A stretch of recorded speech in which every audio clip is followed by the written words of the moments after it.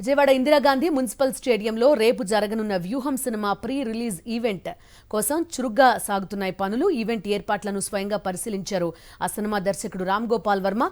యువగళం ముగింపు సభలో పవన్ కళ్యాణ్ వ్యాఖ్యలపైన స్పందించారు ఆయన. జనసేన కార్యకర్తలను టీడీపీ కోసం పనిచేయాలని కోరడం కరెక్ట్ కాదంటున్న దర్శకుడు రామ్ గోపాల్ వర్మతో మా ప్రతినిధి అమర్ ఫేస్ టు ఫేస్. సంచలన దర్శకుడు రామ్ గోపాల్ వర్మ తెరకెక్కించిన వ్యూహం సినిమా ఈ నెలాఖరున విడుదల కానీ దీనికి సంబంధించి ఇందిరాగాంధీ మున్సిపల్ స్టేడియంలో ప్రీ రిలీజ్ ఈవెంట్ పరిశీలించారు. వర్మ అంతా ఉన్నారు. సార్, ఈవెంట్ ఎలా జరగబోతుంది, ఎలా ప్లాన్ చేస్తారు? Event I think will happen terrific అండి, బికాజ్ జే మీడియాలో ఎక్స్ట్రాడినరీ ఆర్గనైజ్ చేస్తారు. Kiran also is very good in that.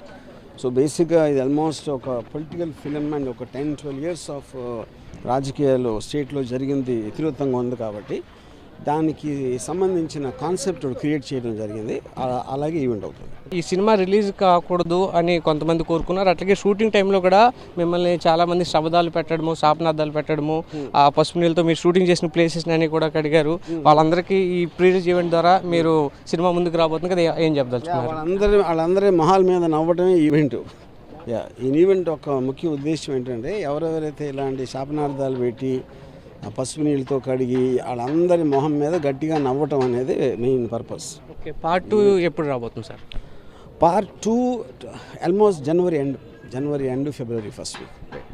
Jaganmohan Reddy పాదయాత్ర కావచ్చు, జగన్ వే ఆఫ్ వర్కింగ్ కావచ్చు, మీరు ఇన్స్పైర్ అని చెప్తున్నారు. అయితే నిన్న యువగళ ముగింపు సభలో పవన్ కళ్యాణ్ మాట్లాడుతూ జగన్ది మాటల పాదయాత్ర, లోకేష్ది చేతల పాదయాత్ర, నాకు జగన్ పాదయాత్ర నచ్చలేదంటూ కామెంట్ చేశారు. దానికి ఎలా స్పందిస్తారు? ఇప్పుడు పవన్ కళ్యాణ్ ఏ మీటింగ్లో ఏం మాట్లాడతారో దాని నుంచి అసలు అంటే ఫస్ట్ ఆఫ్ ఆల్ నేను కొన్నిసార్లు తర్వాత నేను వింటాం మానేశాను, ఎందుకంటే నాకే గుర్తురావట్లేదు.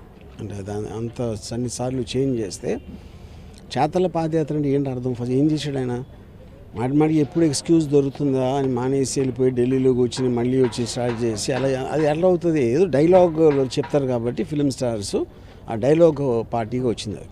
యాజ్ ఏ ఫిల్మ్ సీనియర్ డైరెక్టర్గా మీరు స్పందించాల్సిన అవసరం ఉంది. పవన్ కళ్యాణ్ కోసం ఈరోజు హరిరామ జోగి కూడా ఒక లెటర్ రాశారు. నువ్వు ఎవరో ముఖ్యమంత్రి అవడం కోసం నువ్వు పార్టీ పెట్టడం ఎందుకు, నువ్వు అన్నీ చేయడం ఎందుకు అంటూ కూడా మాట్లాడారు. దాని పట్ల స్పందిస్తారు? అది నిజంగా లెటర్ చదవలేదండి, కానీ నేను చెప్పింది అయితే కరెక్టే కదా.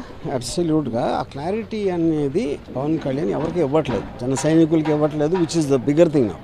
వేరే వాళ్ళకి ఇవ్వకపోయినా పర్లేదు, కానీ తన వెనకాల అంత పనిచేస్తున్న కార్యకర్తలకు కూడా క్లారిటీ ఇవ్వకపోవడం అనేది ఒక అంటే అది హైట్ ఆఫ్ డిక్టేటర్షిప్ అనేది. అది ఆయన ఎంతసేపు జగన్ డిక్టేటర్ అంటాడు, యాక్చువల్గా పవన్ కళ్యాణ్ డిక్టేటర్ ఏం అవ్వకుండా జనసేన పార్టీలో ఒక డిక్టేటర్ మనస్తత్వంతో చేస్తున్నాడు. తన కోసం పని చేయించుకుని తన కోసం పనిచేసే వాడిని వేరే వాళ్ళకి పనిచేయమని చెప్పడం కరెక్ట్ కాదని మీ ఒపీనియన్కి వచ్చాం.